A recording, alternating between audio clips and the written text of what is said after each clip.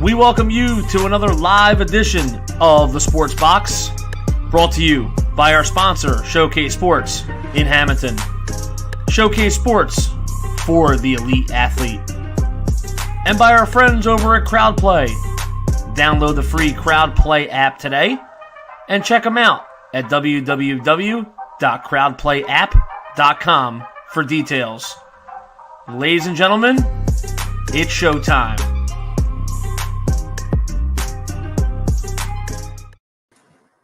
Welcome, everybody. As always, it's Friday night. Me and Noah are here looking to put on a really good show and get a lot of you guys in here tonight and see what you have to say as, sports like football that we all love. Unfortunately, we are in the off season, but we do have some NBA going on, some motorsports and some other stuff like that. Noah, good to have you here, man. How are you doing this Friday night? I'm doing good, man. Seen some massive stories this week that we're surely going to get into. It's been a very up and down sports week, let's say, and I'm excited to get into it. Yeah, most definitely. As we're inching closer to free agency and the NFL draft, of course, mock drafts are heating up. NFL trade rumors are heating up. And honestly, let's just go ahead and jump right into it. The big story this week being that Russell Wilson, and they did clarify just the other day, because it did look at the beginning of the week that Russell Wilson was saying, hey, I want out. But that really isn't the case. It's more so I do want to remain here, but I want you guys to address, and should you decide to trade me, these are my preferred spots to go via his agent there. And the Cowboys were one of the teams they listed. I believe the Bears were on there as well. My question would be, what would somebody actually have to give up to get him, Noah? His contract is not huge, so it wouldn't be a huge cap hit to whatever team he did go to. It's more so what would the Seahawks want in return? What are your thoughts on this, Noah? Do you think that he remains a Seattle Seahawk? Do you think he leaves? What kind of picks or players someone have to give up to try and get him? Well, I think he's going to stay for a few reasons. Number one, looking at the contract, you're right. It's not a massive salary you have to take on. He has a base salary of $19 million for 2021. But when I'm looking at it, I see a $58 million dead cap here that the Seahawks would have to get someone either partially take or they'd have to eat it. And that's a lot of cap to deal with. And, like you said there, the agent came out recently and said that it doesn't look like it's going to happen. I got an article up here from ESPN talking about it. His agent, Mark Rogers, says that Wilson expressed frustration after the season over all the hits he has taken and stated his desire for more say in the team's personnel decisions. Those frank comments were out of the form for Wilson, who never publicly aired any grievances over his first 9 seasons in the NFL. But sources involved have maintained to ESPN that Seattle has not approached Wilson with a potential deal in place, and the trade is unlikely. So I don't think it's going to happen. If you're asking me what someone would have to give up, it'd probably have to be a lot. Because, he's still only, I think he's 32, it said there, and, he's still a very good quarterback. I think he had a bit too many interceptions the second half of the season, I think, but first half he was phenomenal. He's still easily a top 5 quarterback, in my opinion. You'd have to give up, a good solid pick. I don't know if it's a first because he's up there in age now, but maybe, a second or an impact player, a couple picks and maybe a good player in there as well. But, I don't see it happen. I think the Seahawks are too good of a team. He's too good of a quarterback for them to just trade away, a really solid quarterback like that and have to replace him really quickly. So I don't think it's going to happen, to be honest with you. Yeah, I think the first half of the season, I remember you and me both talking about it. He was having an MVP caliber season. The offense as a whole was clicking really well. They were playing good week in, week out. And then somewhere around the midway point there, they kind of just stalled out a little bit and they had their struggles. I don't know exactly, the whole list of injuries or anything like that, but I feel like injuries probably played a little bit in that. And, teams can just kind of flip like switches and struggle. It's just a part of sports, regardless of which sport in particular.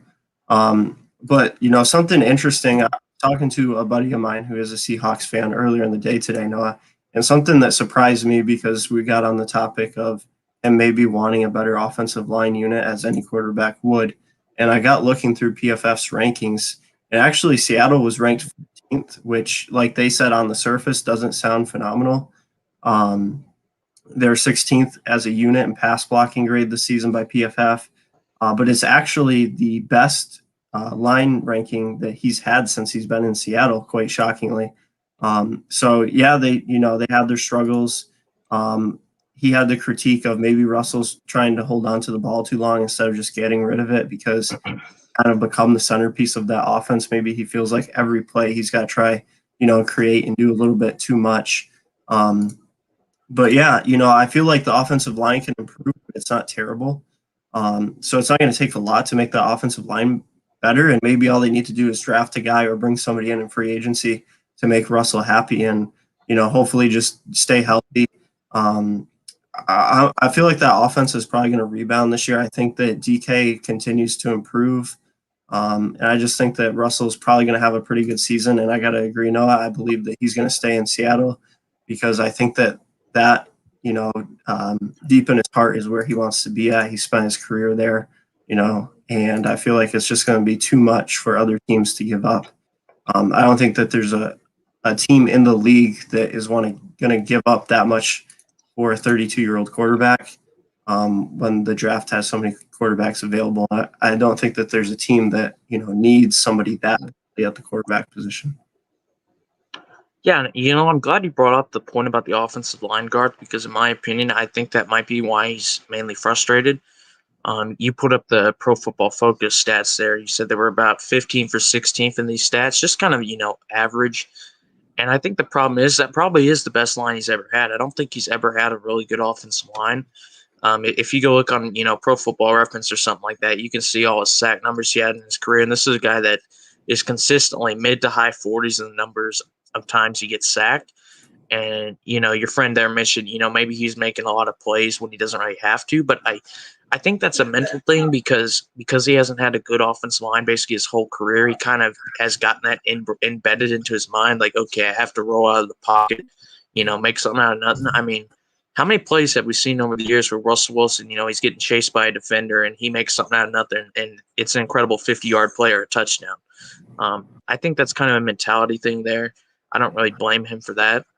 But I think the problem with Seattle is, you're right, they do have a very good offense. I mean, the first half of the season, Russell Wilson was the MVP leader, and it wasn't even close. This dude was on pace for 60 passing touchdowns or something like that. And then the second half of the season, it kind of fell off. And I think while they have fantastic skills positions, in my opinion, I think what they're missing is offensive line. I think, like you said, the offensive line is kind of average, but it's not incredible or anything like that. It can get the job done. And B, I think they need a true number one running back. I think Chris Carson is good. But when I look at him, do I see him as that guy to, be a franchise running back for several years? Maybe carry it 25, 30 times a game if you need to. I don't think so. I think he's a good running back, but to me, I think they need to get, maybe a second guy in there so they can have a really good running back by committee. Because Carlos Hyde is 30. He's not going to be there any longer. Then when you look past that, it's just a bunch of young guys or guys that barely play. So I think they need to fix the offensive line, get another running back in. And, I don't watch the Seahawks enough to analyze their play calling, but maybe the play calling could get an upgrade there as well. But yeah, I mean, like you said, it's still a very good offense despite all that. And I think the last thing they want to do is, trade their superstar quarterback when they're in the midst of building something really good there. Yeah, and I'm glad that you mentioned the running back position there, Noah, because much like you said, it has its moments. Guys like Chris Carson have their flashes where they look really, really good and put up some good numbers. But overall, it's a running back by committee. Like you said, Carlos Hyde is getting, any younger. And Carson, I could be wrong, but I believe he's kind of, battled injuries here and there and hasn't, been in there week in, week out. But yeah, I'd definitely like to see them get a true number one running back, somebody that can complement Russell. And, you get somebody in there that can consistently pound it between the tackles for 3, 4, 5 yards a carry. That's going to take a lot of pressure off of Russell because he's not going to be getting hit as much because teams, can't just pass rush and not respect the run when you have a true number one running back in there. But yeah, just get a running back in there, maybe whether it be the draft or free agency. I don't know if there's really a true number one running back that's going to be available in free agency. There will be some guys that would be good to add to a running back by committee type team, guys like Ingram. But there's definitely going to be some guys available in the draft. We'll have to see what they do. And yeah, again, I see him staying in Seattle. I don't think too many people would disagree. The other guy in free agency that's obviously been the big talk is J.J. Watt. He's still yet to really show any kind of for sure leads on where he's going to go.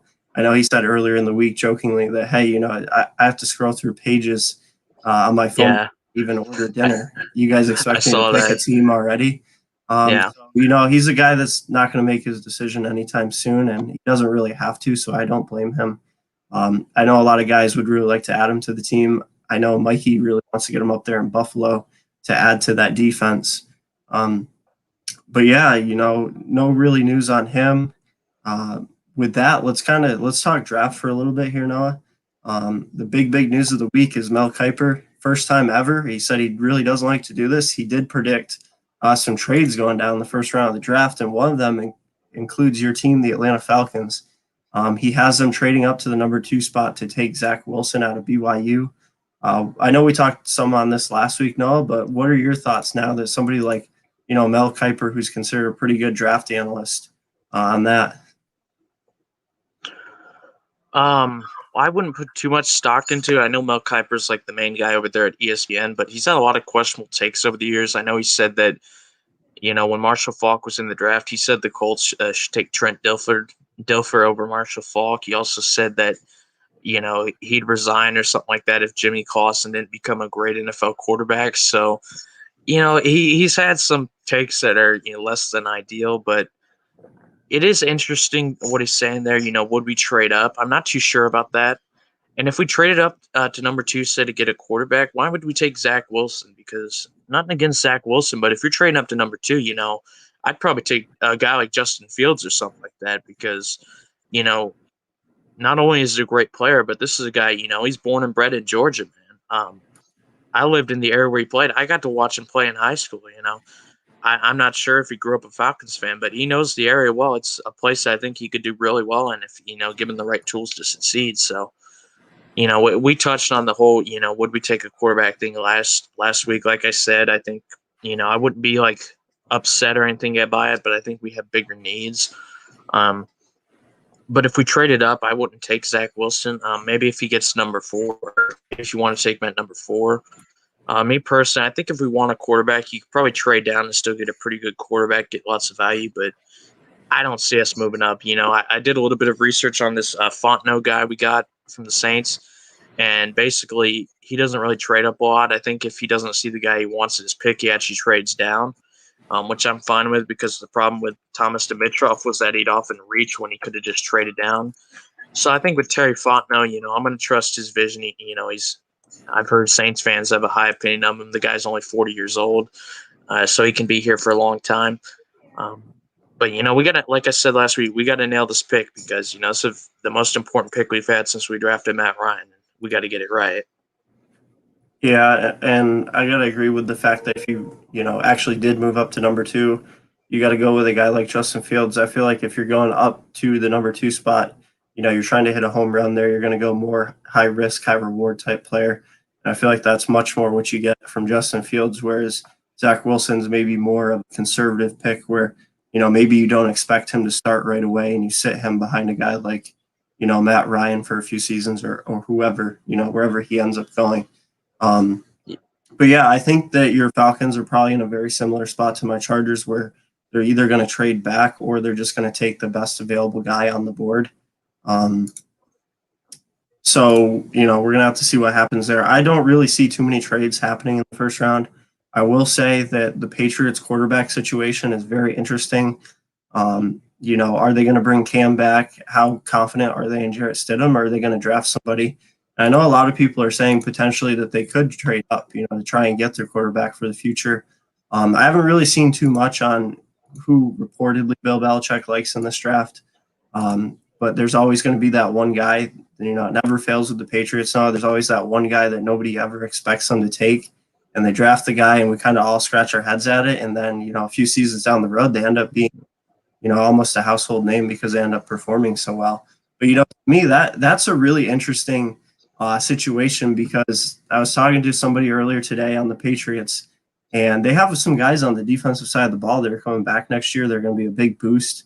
They sat out due to COVID. I don't remember. There's 3 or 4 guys total, Patrick Chung being one of them. So, very well, could they get the right quarterback in there, Noah? They could have a very good season and, make life tougher for the Bills than it was this past season. Yeah, absolutely. Their team can never count out, like you said, as long as Bill Belichick's there. But the interesting thing, and I'm glad you mentioned that they're drafting. The weird thing about Bill Belichick and his drafting is that typically early on in drafts, and especially in the first round, his drafting is actually pretty poor. But later on in the rounds, he actually more than makes up for it because he finds a lot of gems. But the last first round pick that they had that I think was really good that I can think of is probably Dante Hightower. There's maybe another one in there that I'm not thinking of, but for the most part, I'd say that their record for drafting the first round is usually pretty poor. I know they drafted Sony Michel a few years ago, and to be honest with you, I don't think that one worked out for him. So, but yeah, I mean, they do need a quarterback. You're absolutely right. Cam Newton left. I was never sold on Cam Newton in the first place, and he performed pretty poorly, to put it lightly. I know I saw a clip this week of where some high school kid called him a bum or something like that, and sure, it's disrespectful, but I mean, it's also the truth. He was pretty terrible last season, so they're going to have to replace him. Not that's hard to do, and they want to get someone really good in there. I don't know if they're going to look at free agency or something like that, but the thing with Jarrett Stidham, I liked him in college, but I'm not really sure how he's going to do in the NFL because I heard when he was drafted Tom Brady 2.0 or some crap like that. I just think that's disrespectful to Tom Brady. I like Stidham in college, but I'm not sure what he's going to do at the pros. I think he might be a career backup or something like that. So, in my opinion, I kind of see him looking elsewhere there instead of just, giving it to Jarrett Stidham. But we'll see. Maybe they could trade up. Maybe for Zach Wilson, like you mentioned, because, I don't think Zach Wilson's a bad quarterback. I just don't see him at number 2.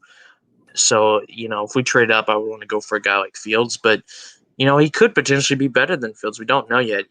Judging these draft prospects, complete crapshoot most of the time. So if he falls to, the later, bottom 10, or not bottom 10, the bottom half of the top 10, maybe New England will make a move. We'll see. Yeah, there is some rumor swirling around, and I don't, put too much credit into it now, that the Patriots are going to try and get Jimmy G back in there because, the whole thing with that was their guy for the future, but Brady wanting to play longer kind of drove him out, and that's, what started the wedge in between Brady's relationship and Bill B. But, as far as Jarrett Stidham goes, Noah, my feelings are very similar. He's probably going to be a career backup guy. How I look at it personally is if they had any sort of credibility in wanting to start him and felt like he was their starter for the future, they definitely wouldn't have signed Cam Newton last offseason. And that was a pretty late signing as well. So Jarrett Stidham would have had some time to prepare, and try and get a system in place for him. So I just feel like there's no way that he is their guy moving forward. Whether they try and trade up and take somebody, or maybe they try and, like Bill Bell's done really well in the past, try and get a gem later on in the draft. We obviously know how the whole Tom Brady situation went. He definitely was not a first or second round draft pick. We're going to have to wait and see. And like I said, it's really interesting because, with these guys coming back on defense, with a full offseason, thankfully, this year, because, we are still battling COVID, obviously, but teams are going to have a full offseason. They're able to practice with teammates right now. They're going to have training camp and all that good stuff. It's going to be really interesting to see what they can do if they get somebody reliable in there at quarterback. And, I know it's not Bill B fashion, but I'm surprised that they didn't try and go after a guy like Matthew Stafford, maybe a little bit harder. Me too. Yeah. It seems like Bill Belichick's always kind of got something hidden up his sleeve, and that organization as a whole. But yeah, mentioning that, Noah, one thing that obviously there isn't a whole lot to talk about for a long time here, but something that I'm really excited about is for both of us as big college football fans, spring ball has started up. They've been gone for, I think this Thursday or today made like a week. So overall, despite us still battling COVID, I'm so darn excited that football has already started back up and we're going to get a full off season. and we should be, a step closer to being back to normalcy this fall with having a full off season, and hopefully defenses play a heck of a lot better. I think that was probably a large part, to last year's woes for a lot of these teams. Yeah, you're right. Even in the SEC, which has been a conference known for its defense for years, I mean, the defenses just were terrible. When you guys faced Alabama, there was basically no defense at all in that game. I think you had an interception or something like that, and then the guy fumbled on the return. But yeah, I mean, it was definitely a very unpredictable season, which for college football, it's always unpredictable, except for who wins it all at the end, pretty much. But yeah, I mean, it was a great season to watch. And like you, I'm obviously very excited because I saw a lot of good stuff from JT Daniels last year when he was put in, and he's coming back for 2021. He's still only a junior because they didn't count eligibility or something like that. And I think he got a red shirt when he was at USC as well. So, even though he's been in college football since like 2018, he's still only a junior. So, we have 2 more years with him, hopefully, and hopefully he can do something good for us. Yeah, and here's an interesting comment here on something else regarding QB situation in the NFL. David's saying that Jameis will throw for 4,500 yards, 38 TDs, and only 18 interceptions in 2021. I believe he probably typed that out a little bit too fast, and it was supposed to say 18 touchdowns and 38 interceptions. In all seriousness, I don't really know how that's going to pan out. I'm going to give, for now, Jameis Winston the benefit of the doubt because of the weapons that are around him and the system that he's going to be in. But, that's one of those really big if. Is he going to play really well or is he going to play really poor? And, for him, this, at least for me, it's got to be your final chance in the NFL. Like, if you just go out there and stink it up with the Saints, I don't see how you're going to start again unless it's for a really bad team. But, no means am I rooting against him. I hope he does well. I really don't know how that situation will turn out. Well, I'm rooting against him because he's on my biggest rival, so there's that. But the thing with the whole Jameis Winston thing is, okay, Drew Brees is going to retire. He's going to go to NBC. You cannot have one of the greatest quarterbacks of all time retire and not expect at least some drop off in your offense. That said, the Saints have a really good team around him to where Teddy Bridgewater, when he came in, he went 5-0. I think Taysom Hill went 4-1 last season or something like that. That they've still been able to win with other quarterbacks. Do I think the offense is going to be as good? No, but I like Jameis Winston, to be honest with you. I know, laugh at me all you want, but I think he's he's an incredible talent. What he lacks, in my opinion, is up here in the brain. He can make any throw in the book, but I think he can't read a defense well enough for my liking. He throws way too many interceptions, like you mentioned there. And I think David's prediction there, 38 touchdowns but 18 interceptions, that probably sounds about right to me because, he's got good weapons around him. Michael Thomas, I think, had a down year last year, but, we saw what he did the year before that, so I think he'll rebound. Obviously, Alvin Kamara, one of the best receiving backs in the business, one of the best backs overall as well.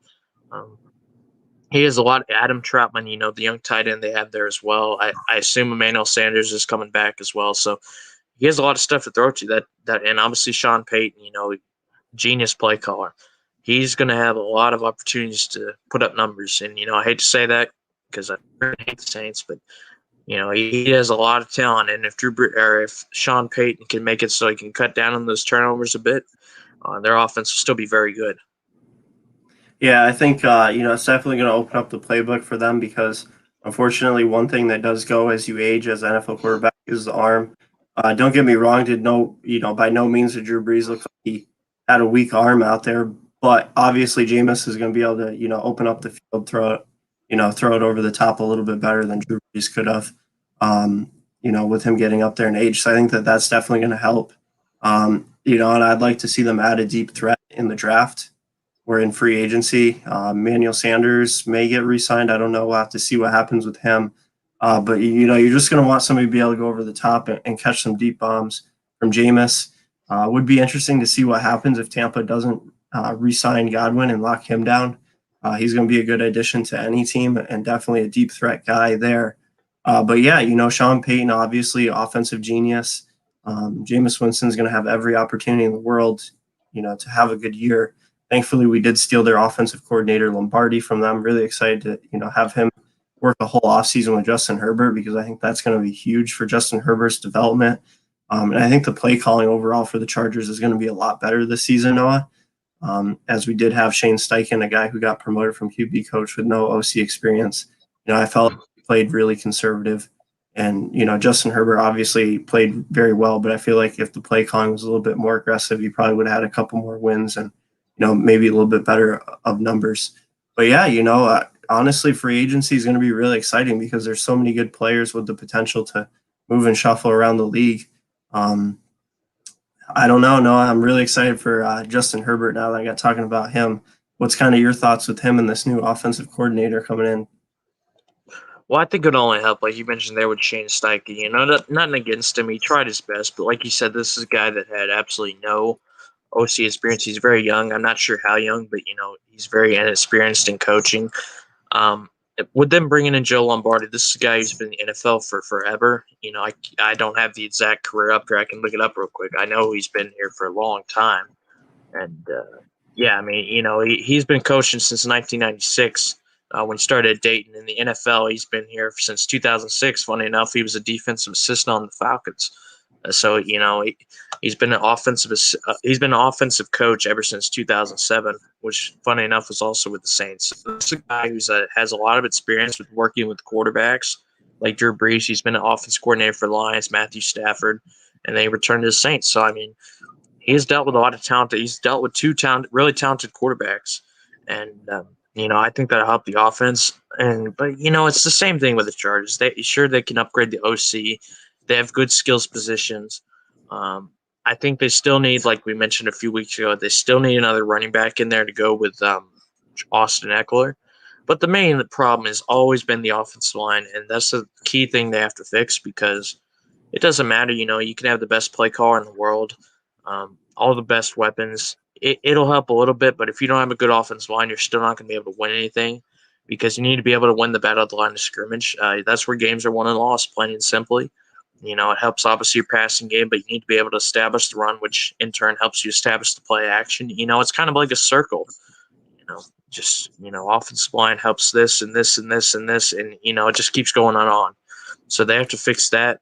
I know it sucks because Marquise Pouncey retired, and their offensive line already wasn't good. So I'm not sure if you want to draft somebody or if you want to delve into free agency, but you got to get somebody in there. Yeah, and there's definitely possibilities in both free agency and the draft to drastically improve the offensive line.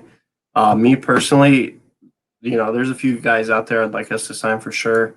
But I'm really hoping that the drafts can provide some help because that's a cheaper route, obviously. But I do happen to have these rankings from PFF up for the season for offensive line units, Noah. And believe it or not, and I'm pretty sure you'd probably believe this, the LA Chargers ranked dead last in terms of PFF's overall rank for offensive line units in the NFL this season, with a guy by the name of Storm Norton being their highest overall grade lineman at 65.1 for the season, which if you guys don't know, that ranking is from 0 to 100. So obviously, if your highest graded guy is at 65.1, not only is your highest graded guy, but this is a dude who came out of the XFL, for those who didn't know. That's just, on one hand, it's like, wow, Justin Herbert actually is really good because look at the line that he did this with. But on the other hand, it's kind of like, wow, not good. We need to improve this drastically. And it definitely didn't help that Trey Turner and Brian Bulaga, basically played like 2 or 3 games, and the rest of the year they were collecting their money while sitting on the bench injured. But yeah, most mock drafts have us taking offensive tackle in the first round, which I would not be, upset in any way if we did because, that's what we need. I do think that we need a true running back other than Eckler because I think Eckler is more of a receiving gadget type player than a 3-down back, as much as I do love him. But I think first and foremost is obviously offensive line. And hopefully we can get it done because, as we all know, Philip Rivers played behind terrible lines for the majority of his career, sadly. With that said, Noah, let's shift gears a little bit because I planned on it anyways. And David's comment here, Zion is killing it, still averaging 31.75 over the last 5 games. NBA's been heating up. We're almost to the All-Star break. There's been quite a bit of controversy with the All-Stars. They've kind of shuffled up the lineups here and there because some guys got snubbed pretty bad and other guys maybe not so deserving. But NBA is very interesting to say the least right now, Noah. Looking at the Eastern Conference, the New York Knicks are sitting at number 6 with a guy by the name of Julius Randle, who's been on an absolute tear this season and really not getting talked about. The guy has been lighting it up, and the Knicks are sitting there, like I said, at the number 6 spot, long way off from playoffs, but that would get them into playoffs, and kind of a head scratcher here. The Celtics at 15-7, sitting in that number 9 spot. So, I think ultimately you're probably going to see the same teams or similar teams in the NBA championship, one of them being LeBron James and the guys who play with him. And, maybe the East will be a different face. We'll have to wait and see. But just, overall for me, really excited that the NBA is kind of shaken up a little bit this season. We have some big surprises. And just real quick before I turn the mic over to you, Noah, my Washington Wizards 7-3 in their last 10. Bradley Beal is still on a tear, and Russ playing a lot better. And I feel like we're much, much better of a team when Russ, is playing as well as he should. Yeah, and that's the thing with Russell. I love Russell Westbrook. I think he's a fantastic talent. When he's on, and when he's not, he's not. And I know he started the season really terribly, but if he gets his stuff going together, you guys still have Bradley Beal there. Is Rui Hachimura playing? Yep, he is, and I wouldn't say he's playing great, but he's definitely been pretty solid for us. Yeah, I mean that's still a young guy that can develop. I know you guys have guys like Robin Lopez and Alex Lynn down low. I think Alex Lynn, he was with us for a few years. He's not great as a starter, but if you guys use him in limited minutes, I think he can be pretty good. So if Russell Russell Westbrook is playing well, Bradley Beal, he's still lighting it up. Obviously, you guys can have a good run like you're on right now. I'm glad somebody's playing well because the Hawks are absolutely terrible as expected. I was so nervous when people actually had expectations of us in the preseason because we signed all these guys, and you know what? We still suck because our defense is absolutely terrible. We have to score 40 points in a quarter basically to have a chance at winning a game, and it's just so sad to watch. But you're right. The Knicks have been surprising. I'm glad you mentioned Julius Randle. This is a guy I've been a big fan of for many years, even when he was back on the Lakers. I think he's just very underrated. And this season, I think he's finally starting to get some attention because, he's averaging 23-11, 23-11-6, which is just phenomenal for power forward. So he's doing really well for them. They're really surprising. The Celtics, they're doing poorly, and I think a lot of that has to do with Kemba Walker. I'm not too sure what's going on with him. I was really excited when they got him, but I haven't heard a lot from him recently. And just looking at the stats, he's only shooting 37.5% this season, which for a player of his caliber, I would expect better because I think he's a fantastic player. I think they'll turn that around, but I think the main thing is, as expected, I would expect the road to the NBA Finals to kind of go through the West. Whoever goes to the West would probably be my favorite. And I think the Lakers look really good right now, honestly. I think they might make a second straight finals. Yeah, it's definitely tough to bet against LeBron, as it seems like he's in there pretty much every season, much like Tom Brady in the NFL. But yeah, talking a little bit more about Julius Randle, this is a guy who was on the Pelicans 2 seasons ago, and I bet they're wishing that they still had this guy right now, because if they did, look out. The Pelicans would probably be a pretty dangerous team if he was playing at this level. But yeah, talk about a guy who's been in the league for a little bit now. I believe he came in 2014. And he's just improved every season. His numbers keep going up and up. And at one point, unfortunately, he did look like he could be a bust with the Lakers. He kind of struggled there for a few seasons. Granted, there really wasn't much around him, and that team by no means was good. But, he's really coming into his own on a New York Knicks team that I wouldn't say is great either by any means. But they got him and a guy by the name of RJ Barrett who are playing pretty well. And they're just doing enough to win and stay alive in that playoff race. I feel like for them, just making playoffs would be a huge success, as they are definitely, a ways away from being a title contender. And that East is going to be really tough again. The Bucks are looking good. The Nets have been on an absolute tear. James Harden is the James Harden that we're used to seeing in the regular season, just absolutely going off.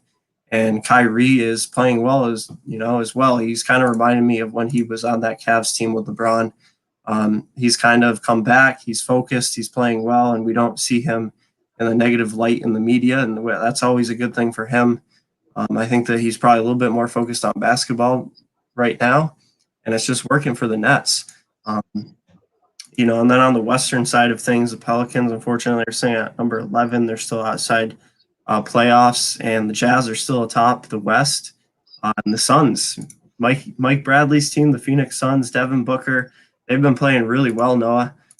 As you said, the West is probably still going to go through the Lakers and LeBron, but there's some teams there that are, looking to shake things up. And I just hope that the Pelicans and Zion can make it into the playoffs and maybe get a first round upset of somebody. Really rooting hard for them come postseason.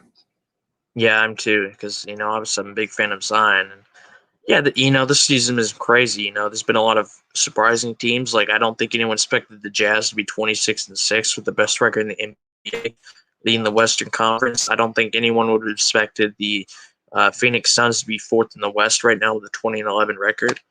And it's not all positive. I don't think anyone expected a team that was in the NBA Finals last season to be 10th in the East right now, the Miami Heat. And I don't know if Mike Aldridge is in here right now. Maybe he can shed some light on it, but what's going on with them? This is a team that last year, they pushed the Lakers team that a lot of people thought was far superior, and they were to 6 games, and they played very well. And now this year they're struggling. I don't know if they have an injury or something. I'm not going to pretend like I follow the Heat in depth, but something's obviously gone wrong there because this is a team that was in the finals last year. They were absolutely incredible. And now they're just struggling to get above 500 and in the playoffs in an Eastern Conference to where a team in 5th or 6th place right now has a losing record in the New York Knicks. So I don't know what's going on there, honestly. Yeah, they're one of the head scratchers as well as the Boston Celtics. Both kind of just struggling to kind of get into a rhythm.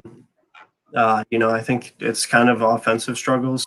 At least from what little bit I've seen, I feel like they have really good nights, and then they have nights where they're struggling to score at all. Unfortunately, I think for both those teams, there isn't a ton of contributors.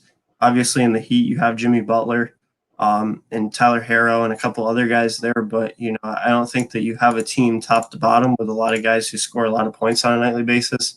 That's kind of what we're seeing with the Celtics as well.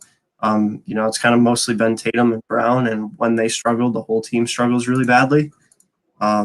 But with that said, Noah, let's go ahead and switch gears again. One thing that I was really excited to talk to you about tonight is some NHL. And a team in the Toronto Maple Leafs who have been on an absolute tear. I kind of still shocked every time I see them at the top of their division. I'm kind of like, wow, they're really still there. But they've just been playing phenomenal in terms of scoring, man. That offense has been on a tear. They're plus 19 in point differential, which I'm scrolling through here real quickly. I believe is second only to my Tampa Bay Lightning. So obviously, that's going to be a huge help in terms of winning games. We've seen them have good seasons lately and kind of struggle in the postseason.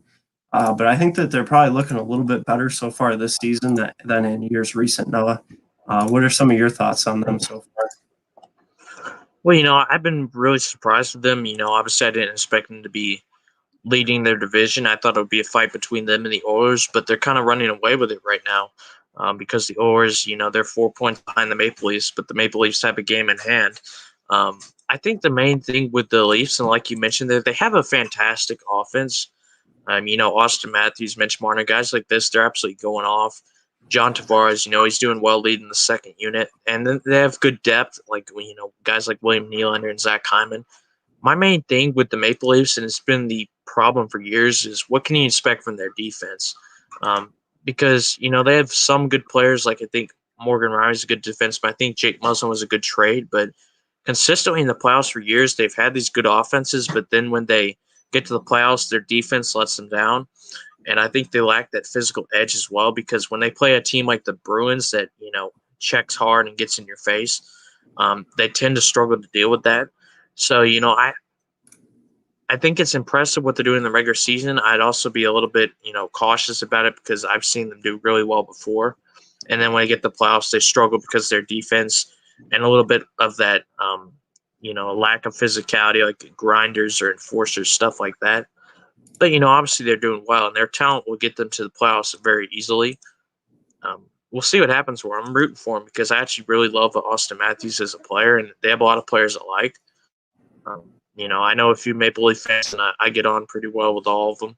So I'm kind of rooting for them. They haven't won a cup since 1967, and it'd be kind of cool to see them win one.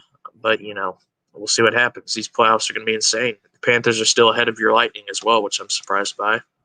Yeah, and one thing real quick before I talk about the Lightning there, Noah, that I want to add is the fact that, we've talked about it before when we had Brian on here, this new format that we have for the season where we do have these four divisions, where the goal was to limit teams traveling. Since they are not playing in a bubble, they want to limit traveling, reduce the risk of, being exposed to a ton of people and being at a higher risk for COVID.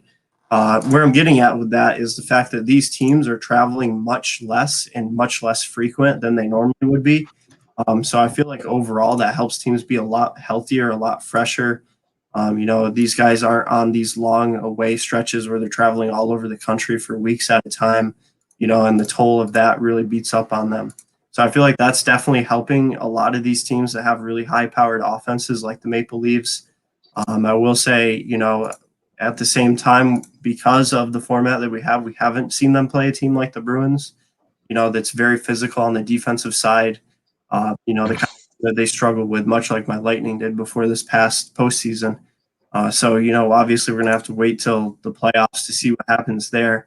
But yeah, Florida Panthers are still ahead of my Lightning.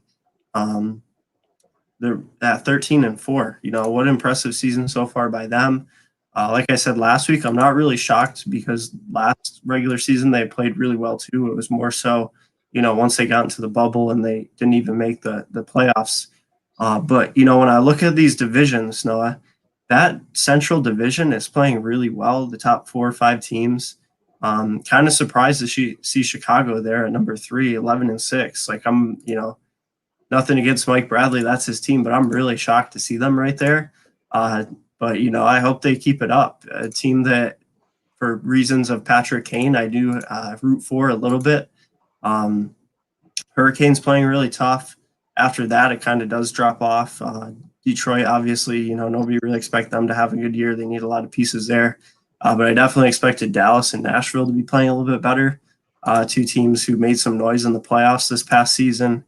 But yeah, overall, a really tough division when I look across the board. A lot of these divisions are still very well up for grabs. That East Division with your Pittsburgh Penguins, that's a hard-fought division right now. Big-time rivalry division. There's been some really good physical games out of that. What do you think about where your Pittsburgh Penguins are sitting right now, that number 5, just a couple games out, really? It's really tough because I still think we have the offense to compete, with guys like obviously Sidney Crosby, Evgeny Malkin, and, the second unit, guys like Jake Gensel, Brian Rust. They have the offense to compete. My issue is our defense is absolutely terrible. If you look, we've already given up 60 goals in 18 games, so we're giving up well over 3 goals a game. Our core is aging. Guys like Sidney Crosby, he's 33. Malkin, I believe, is 34. Chris Letang, our best defenseman, is about 32 or 33 as well. And, we got a new goalie in there, Tristan Jarry, since we traded Matt Murray. So the problem is, I think we still have a really good team, but our defense is atrocious. And I think that's the reason we're down at 5th. I'm glad we have a winning record. We've kind of rebounded lately. We had a terrible start to the season. But, they've rebounded. They still have a -4 goal difference despite the fact they have a winning record now. So that tells you how terrible a start they had. But they are 6th on the last 10. They're starting to steady the ship a bit. But the problem is the division is so good. You mentioned the Bruins. They've been absolutely phenomenal. The Capitals as well. You can never count out the Capitals. They only won the finals a few years ago. And, when they went to the finals that year, they actually beat us. The Islanders, they were in the Eastern Conference Finals last year. They were. And the Flyers as well, obviously who the Islanders beat. It is very tough for us. But yeah, I hope we can do something, but our defense has to start playing better if we want to do anything past the regular season. Yeah, top to bottom, for me, that's easily the toughest division. Not only for who's in it now, but the fact that, this is a division that's just full of rivalries with teams that are very, evenly matched as far as talent goes. Obviously, you do have that in the North with all those Canadian teams, don't get me wrong. I just think the overall talent, the overall quality of team from top to bottom is much higher in that Eastern division than it is up there in the North. So, that's, obviously going to make games a lot tougher. We all know in rivalry games, anything can happen. The best team doesn't always win. So, it just makes that division very tough to win. Kind of surprised that the Bruins are leading it. I'm not going to lie. Not that I don't think they're a good team, but I was kind of expecting them to fall off or have their struggles a little bit this season. I think that we witnessed kind of a full collapse by them in the playoffs, and I thought that they would have some kind of hangover. So far, that isn't the case. They're playing pretty darn well. There's a lot of teams that don't have, really big positive goal differentials, and they're one team that's on the positive side of that. So, obviously they're playing good defense and they're able to score. As far as your Penguins go, Noah, is it defense? Is it who you have in goal? Is it a combination of both? What's, your take on the struggles there? I don't think it's Tristan Jarry because, sure, he's young. He has a lot of mistakes they can make. He has an 8.95 save percentage, giving up 3.17 goals against per game. Yeah, it's not good. But the thing is, Garth, he was fantastic for us last season with a 921 save percentage, 2.43 goals against in comparison. You can only look at goalie stats so much because, if a guy is facing 30 shots a game, but they're all from the perimeter because the defense doesn't give them anything, they're going to have a high save percentage. But when it's a defense like ours where, when they shoot, it's in the slot or something like that, or it's a one-timer, they're getting these great chances, the goalie's not going to be able to save a lot of them. And he's going to have poor stats when you look at it. So I think the problem is actually our defense. I think a lot of the guys, like Chris Letang, he's aging, and the rest I think just aren't good enough. Cody Ceci is terrible. I like Brian Dumoulin, but he's just kind of a top 6 guy. He's not really a franchise answer or anything like that. I think with our defense, you have one guy who's good, but he's old. The rest are, they're good as like a bottom 6 and stuff like that. Maybe a bottom 4 if you're desperate, and then the rest just plain up suck. So yeah, they need to fix the defense, or they just need to play better, plain and simple. There's really not much. It's not some advanced analysis. The defense is letting us down. Yeah, I think that that's a very fair assessment on your end. One thing that we've been seeing in the NHL this season that's different than normal is these teams are actually using 3 goalies. A lot of them, because the season is condensed. They're playing a lot more games in a much short. They're not playing more games, but they're playing a lot of games in a very short amount of time. So it's almost like playing more games overall in terms of rest. So teams are implementing a 3 goalie system. So that's kind of something that's interesting. For my Lightning, it seems like Bassi is playing every game start to finish. I hope that doesn't eventually take a toll on him, but it seems like, like I've always said with him, Noah, I never expect him to go in there and absolutely shut somebody out. He does give up a goal here and there. And it's just the fact that he never has those complete breakdowns where he just, absolutely gets destroyed and gives up 5, 6, 7 goals. He's kind of just like a corner piece sitting back there doing his thing. But, that could change throughout the season as, he does wear down. So that's something interesting to see. Obviously I'm just kind of counting the days until playoffs. I'm really excited to see some of these matchups that we potentially could have due to this different division setup that we do have this year. Yeah, Vasilevsky's solid, man. I thought he had a down year last season, but I think he's been absolutely phenomenal this year. But, the main thing is, like you said there, they're using them a lot. You got to think about the fatigue. And I think with the 3 goalie thing, it's not just fatigue. And, obviously they're playing a lot of back-to-backs in these stadiums. You're playing the same team, a lot of times on back-to-back days as well. And I think the thing is not only fatigue, but hypothetically, this system's doing a great job. But what if one of your goalies, say, gets COVID and, maybe the backup gets it as well? You got to have 2 goalies on your roster, at any time. So if one of them catches it, you need to have something in reserve. So I think that's what it is with the goalies, just in case of emergency, you want to have another guy there. And, I can understand it. But you're right. The playoffs are going to be absolutely insane. It's kind of weird because we only had the playoffs about 4 or 5 months ago, and that playoffs was incredible as well. So, I think this playoffs, could potentially be even better because, like you said, a lot of these divisions are so close. The West is really close, the East is really close. The North has a lot of up and coming teams like the Leafs and Oilers, and then obviously, the Panthers are trying to keep up with you guys because you guys are going to go on a run. It's going to be really exciting. Yeah, and one cool thing that I want to touch on here, I know it's very hit or miss how people feel on these type of games. Um, but we did have the Flyers face off against the Bruins at Lake Tahoe. Um, One of those unusual outdoor games that we do get to see. And there's, they were saying how it was actually averaged more than 1 million viewers, which surpassed, all these games in the past. It was received really good on television. It's something that, I do like to see. I would never want to see like a ton of it in one season, but here and there, I think that this is pretty, pretty cool to see. It's definitely a big change up. And if it gets more TV ratings, that's all the better. One thing that I've always wanted to see with NHL and particular playoffs is, being able to be in the prime time. Unfortunately, they're always on NBC Sports. I think it'd be pretty cool to have, much like football, like Saturday or Sunday night, prime time NHL playoff game on something like ABC or even ESPN. So I hope that the sport, despite COVID, can continue to grow and draw in more viewers because it is such an awesome sport as far as I'm concerned. And the playoffs are second to none of any sport.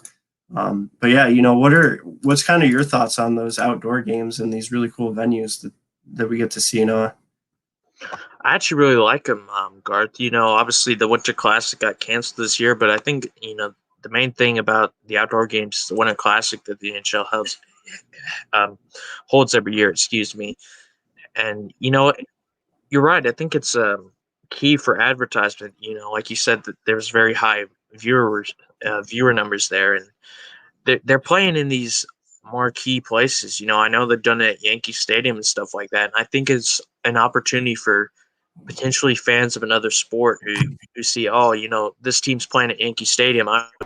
Maybe I'll watch this game, stuff like that. And I think that's really cool that they do stuff like that. And potentially can maybe get some more fans of the sport, because I think if someone starts watching hockey, they'll start to realize, like you and me, that it's an awesome sport to watch. It's almost nonstop end-to-end action. Goalies making incredible saves, massive body checks, and some remarkable goals. So I do like it. I do like those outdoor games, Garth. I'm actually a big fan of them. I can understand some people might not like them. Maybe they're a bit tacky or whatever. They're clearly an advertising stunt. I'm not going to act like they aren't, but I like them. So Yeah, and if I ever got the chance to go to one, I would love to go. I know it's kind of a completely different feeling in person than being inside of an arena, obviously. Nonetheless, I feel like it'd be a pretty cool experience. And like you said, maybe somebody who isn't really familiar or watches a lot of hockey sees advertised on TV. Hey, look, these guys are playing inside of Yankee Stadium or wherever for that matter. Let's tune in, let's watch this. So, like you said, it's a marketing stunt, it's an advertising stunt to try and draw in more viewership. But at the end of the day, if it's good for the sport, I'm all about it because I just want to see the sport grow and have more opportunity on TV. Like I said there, um, so hopefully we can continue to grow as a sport. With that said, one other sport that I did want to talk about tonight, Noah, that's kind of follows the topic of unique venues. Not tomorrow night, but the following Saturday, and we'll talk a little bit more about it next week. Obviously, with it being a week off. One of my favorite things of the year, Supercross will be at Daytona. It's pretty cool. They build the track on the infield. And it's always, a really unique experience, really unique track setup. Obviously, in one of the, kind of like the mecca of auto racing and as far as the U.S. goes. So I'm really excited for that. Hopefully, Kenny can pull off a win. I went last weekend to the races. Unfortunately, he had a bad start in the main event, and he battled up really well. He got up there to fourth place, almost had a podium. But obviously, Supercross, if you have a bad start, it's really tough to win the race. So really looking forward to that, Noah, and really looking forward to Formula One. I've been following that pretty closely, all the news that's been happening. And I'm just super, super excited for some Formula One, man. yeah, me too. That's my favorite type of motorsport there, and I know you're a big Supercross guy. I kind of glanced in on the race last week, and I saw, unfortunately, Kenny. I think he wheelied out of the gate. Um, he had to battle back from a lot of trouble that he kind of caused himself, but to get up to fourth, pretty good result. I believe Cooper Webb actually won that race, which isn't good for him because Cooper Webb's the main guy chasing him now. He's only 6 points behind him. Obviously, you can't count on Eli Tomac as well, so that's really tight at the top. I mean, a 3-horse race, in my opinion, for the championship there. you can't count Eli, even though he's a few points back. And, like I said, Cooper Webb's only 6 points behind. So that's going to heat up. Formula One, I think the Australian Grand Prix, the race weekend starts March 19th or something like that, I believe it is. We'll see how that goes. Like I said, I think we all know who's probably going to win. But even with that, you still have the midfield battles like last year, who was fighting for third place between McLaren, the Racing Point, and even Renault at the end was one of the best races I've seen in a long time. And, maybe one of these teams can take a step, potentially make the race or the fight for championship a little more interesting. That would be really nice. Obviously, it's not something I would bet on because Lewis Hamilton and Mercedes are just incredible, but, we'll see. Yeah, and I got to agree. Unfortunately, it's going to be hard to beat Lewis Hamilton, as we always say. We're getting to see the GOAT in action. But yeah, the teams revealed their cars or their liveries for this new season earlier in the week. So that got me, even more excited than I already was. There's some really good looking cars this year. Obviously, I'm going to be rooting for the Red Bull team, but overall, just some really nice looking cars. As you said, there's still going to be a lot of battles mid-pack, even that second and third place spot. Bottas and Verstappen there, fighting it out once again to see who can be the second dog to Lewis Hamilton, unfortunately. But yeah, I love sitting down Sunday mornings and watching some Formula One. It's a good way to kick off your day. Sometimes they're on ESPN. That's honestly how I get to watch them. If I do watch them on, the same day that they're happening. But yeah, sports are going to be really heating up over the next couple of months as playoffs get closer for both NBA and NHL, Formula One starting up. And as you said, the Supercross Championship's really heating up with Cooper only being 6 points down. For you guys who don't know, who don't follow the sport very closely, 6 points is nothing. That's, if Cooper goes out and wins next weekend and rocks and finishes like fourth or fifth, which is very, very possible to happen, all of a sudden you have a new points leader, and there's still a lot of races to go in the season. So, it's definitely going to be heating up over the next couple of races, and you can never count out Eli Tomac. He is a multiple-time champion for a reason, and he looks just as good as ever. He's just kind of been struggling here and there. But yeah, I'm really excited for the sports over the next couple of months. Yeah, me too. And you're right. These differences in points are nothing. You can have, a race where you completely crash out or something, and you're down big, and then all of a sudden you have a few big races, and your rival's kind of struggle, and you can make that up in no time. 6 points is absolutely nothing. Especially in Supercross where it's a bit different from Formula One. You get more points for second place. So where in Formula One you get 25 points for a win, second place gets 18. I believe in Supercross it's 26 for a win and 23 for second place. So you can make up point deficits really easily. Yeah, I mean, it's going to be very tough, obviously, for Ken Roczen to hold on, but he's obviously a fantastic driver. He can do it. But Cooper Webb's not going to make it easy, man. This guy, I went over it, I think, last week. This guy has only finished less than first place in his motorsport career only once, and I believe that was last season. So this guy's a born winner. He's still really young, obviously. He's not going to make it easy for him, that's for sure. Yeah, definitely a guy who seems to have, a big chip on his shoulder, out to prove something week in, week out. And usually those type of guys, especially when it comes to racing, are, can be very successful and the most dangerous. And like you said, one thing with Supercross is it's very easy to get wrecked by somebody else's doing, tip over, bad start, whatever. It's just very, very easy to put yourself in a bad position. And because of how the points work, it's very easy to, have bad losses due to that position you put yourself into. Yeah, I mean, you're absolutely right. Sure, and stuff like Formula One, NASCAR, you can crash, but for these guys to where they're just on dirt bikes and they're going over hills, jumping in the air, 100 feet, stuff like that, with about 20 other guys on this track that's maybe 20 feet long or something like that. It's ridiculous they can do it. And, you got to admire that takes a lot of athleticism to do something like that. I know everyone will joke, oh, they're not athletes. Bullshit. I think they are, because to do stuff like that, it takes a lot of, athleticism to do. Like you said, I'm really rooting for Kenny. It's not going to be easy, obviously. Cooper Webb and Tomac, they're going to make it very difficult. But that also makes it more exciting for the neutral fan. Yeah, and just a random fact that I'll throw out there just for the sake of, informing some people. One thing that I always found very impressive, there's a series called Supercross Science put on by Kawasaki. It's kind of basically the same thing as sports science that we had for football and baseball and basketball and all that kind of stuff, but obviously specifically for Supercross. And one thing is, the immense cardiovascular toll that the sport has on guys. Um, I believe it's something like 98% of their maximum heart rate is achieved, and they have to hold that for the entirety of the 20 minutes because it's just so taxing on their body.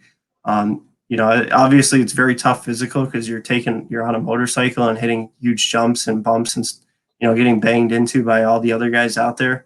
But in terms of the cardiovascularity, it's incredibly tough. It's up there with, stuff like distance running. It's insane.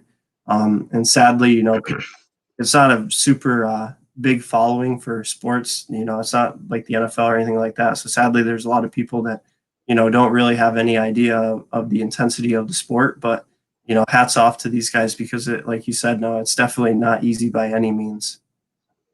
Yeah, I mean, these guys are all these other guys on this track. They're hitting hole shots, going way up in the air. I think people.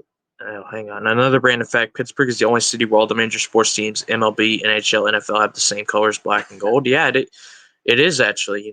That's an interesting point there. Obviously, the Steelers, the Penguins, they used to have a little bit of a different color scheme, but since they went back to their more old look, they do wear black. And I don't know if it's gold. It's kind of like I guess it is gold, but it's kind of like a yellow as well. It's hard to explain, but we'll call it black and gold. And obviously the Pirates as well. But yeah, I mean, these people just think if you're not out there tackling somebody, you're not hitting a ball with a stick, that they're not athletes. I mean, like you said, the stuff they have to do, the definition of a sport, I could just look it up real quick to just kind of put this whole thing to bed, an activity involving physical exertion. Well, they do that.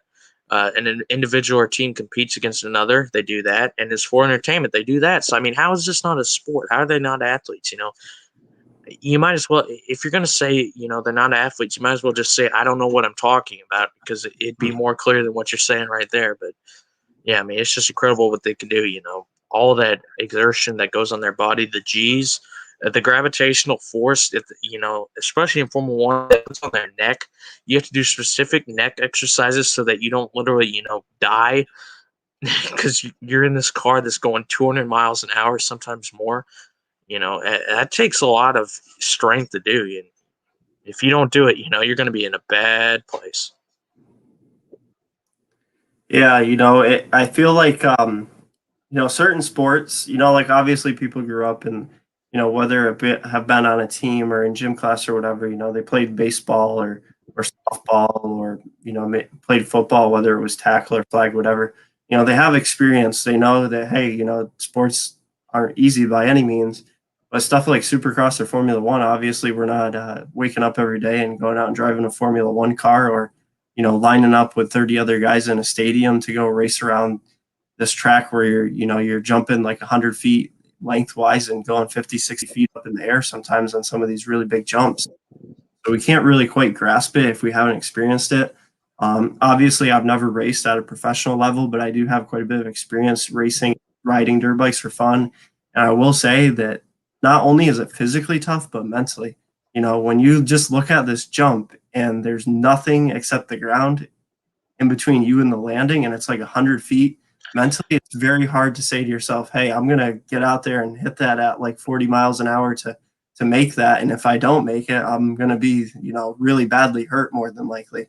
So, it's definitely very mentally tough as well. Just like with Formula One or any racing for that matter, you got to be okay with that, with the fact that somebody might spin me out, I might crash into a wall, my tire could blow out and I could go flipping, across pavement or grass. And for Formula One specifically, the cars are built to be as safe as possible, but your head's out there in the open space. You don't have a roll cage around you.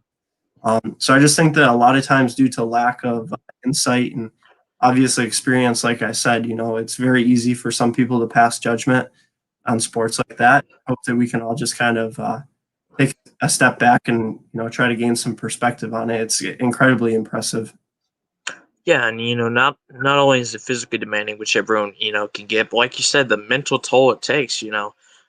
especially with Formula One, for example, you're going, at these massive speeds, obviously, and you have to go through all these turns. And sometimes when you're doing that, you have a guy that's, 2 inches away from him and you're battling him. And if you guys, hit, one of you is going to spin out or damage your car, crash, and if you crash while you're going at that speed and through these turns, it can do a lot of damage. And, I'm glad you mentioned they do have the halo now, but that's not been there a while. That only came in 2018. They used to not even have that. And when you crashed, it could be really bad. People have died um, in these crashes. It's not pretty when it happens. I know everyone knows what happened to Roman Grosjean a few months ago when his car set on fire. Lucky he was okay, but yeah, I mean the stuff they have to do to get in these cars, drive them. It's not like a lot of people think, oh, the machine does all the work. But if there's nobody in the car, the machine's not going to do anything. It's those guys that are getting the most out of their cars. And, obviously, the car is very important. You got to have a good car to do well. But, all these guys, they're some of the best drivers in the world. There's only 20 riders in Formula One. Um, I'm not sure how many there are in Supercross. I'm going to assume it's about the same. And, David's right. The G-force, what happens to their neck, they have to do specific exercises for that, like I said. And those exercises, they're very demanding. You have to do it consistently because, like I said, if you don't do it, yeah, you're going to be in a lot of trouble. Yeah, much like fighter pilots, with G forces, not only can it severely hurt your neck, also you have to get your body able to withstand that as a whole. Otherwise, you could just black out altogether. Obviously, if you're going at 200 plus miles per hour and you were just to black out, that obviously is not what you want, not going to end well in most cases. So I think, we all joke around, motorsports, the vehicle's doing the work, you're not out there, like, as you said, Noah, hitting a ball with a stick or tackling somebody, whatever. But at the end of the day, it most definitely is a sport. And for the vast majority of them, whether it's mentally, physically, or both, they're incredibly demanding. And I just, from personal experience and following quite a few different motorsports, just hats off to these guys because it is incredibly impressive, that they have the mental and physical fortitude to do what they do. Yeah, I mean, and just to kind of end this topic, I'm just going to say, okay, if you want to say the machine does all the work, then let's say the baseball bat does all the work. The hockey stick does all the work. The tennis racket does all the work. It's just stupid. It makes no sense to me. But like you said, just because it's a motorsport, a lot of people don't like it. They don't understand what these people have to do it, how physically demanding it is. It literally fits every definition of a sport. Yet people try to say they're not athletes. It's just stupid, honestly. Yeah, like I said, I just hope that these people have the chance to, gain a little bit of insight and perspective. Because I think, that's probably like I said, the biggest part of it. We don't get to go out and drive Formula One cars every day, or like I said, get on a dirt bike and jump across these kind of jumps and do the type of racing that they're doing. But before we wrap up the show here, Noah, one last thing that I want to touch on super quickly is my guy Tiger Woods. Unfortunately, he was in a pretty severe car crash this week. And I read up a little bit before I got on here. He does, he's had some surgeries on his legs. He broke both of his legs. I don't know to what severity, I won't lie. And he did have to get some pins and stuff inserted into his ankle and foot. So prayers up for Tiger Woods, rather. Hoping he can have a speedy recovery. Golf is always a sport that I've never followed super closely, but I've always been a huge fan of Tiger Woods. And, on occasion, I like to go out and play some golf myself.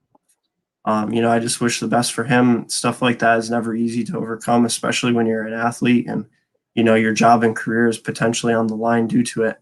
And I'll say that unfortunately this might be kind of the cherry on top to where we'll never see Tiger win another Masters at his age and everything that he's had happen. It's by no means is going to be easy to come back from this and win a Masters in a sport that's so tough to stay on top and win consistently.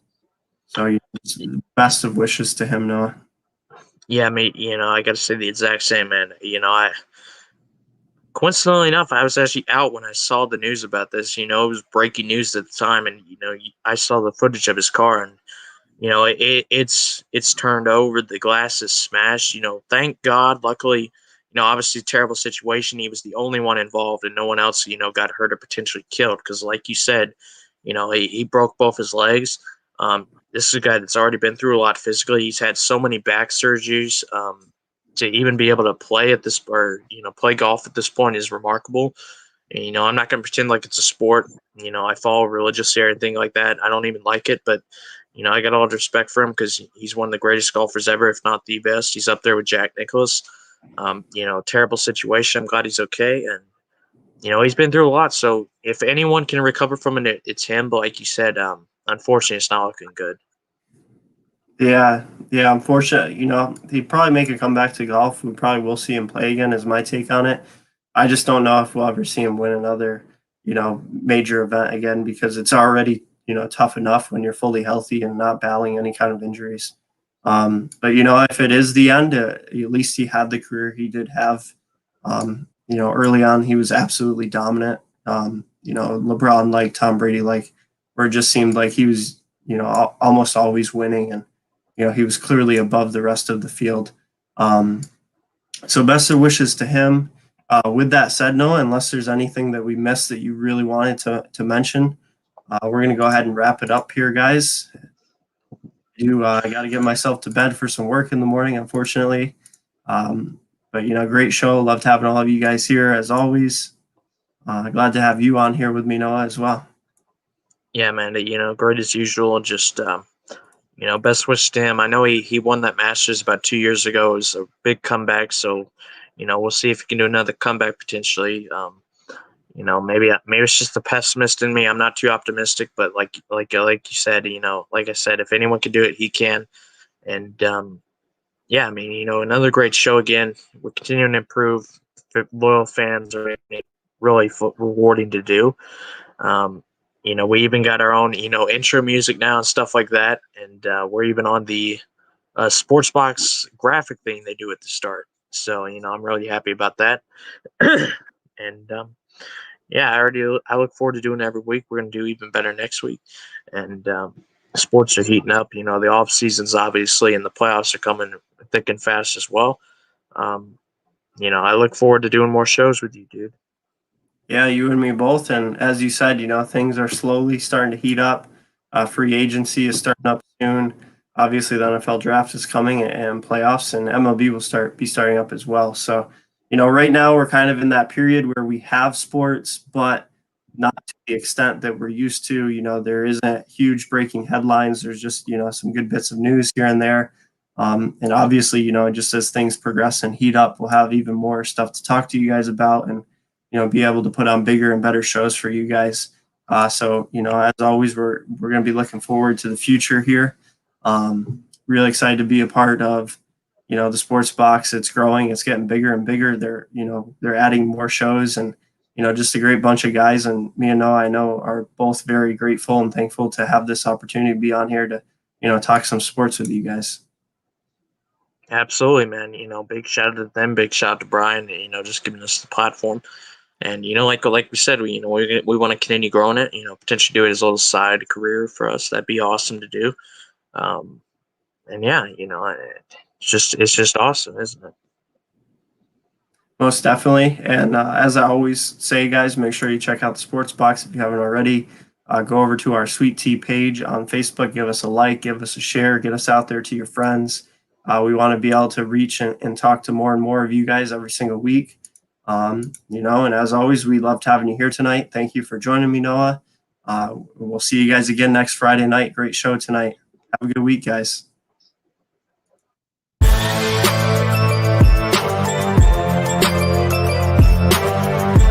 Thank you for watching this episode of Sweet Tea on the Sports Box. Please remember to follow us on all of our social media outlets. On Facebook at Sports Box Show, Twitter at Sports Box Show, Instagram at The Sports Box Show. Find us on YouTube and join Outside the Box, our Facebook sports discussion group. The Sports Box is brought to you by our sponsor, Showcase Sports in Hamilton.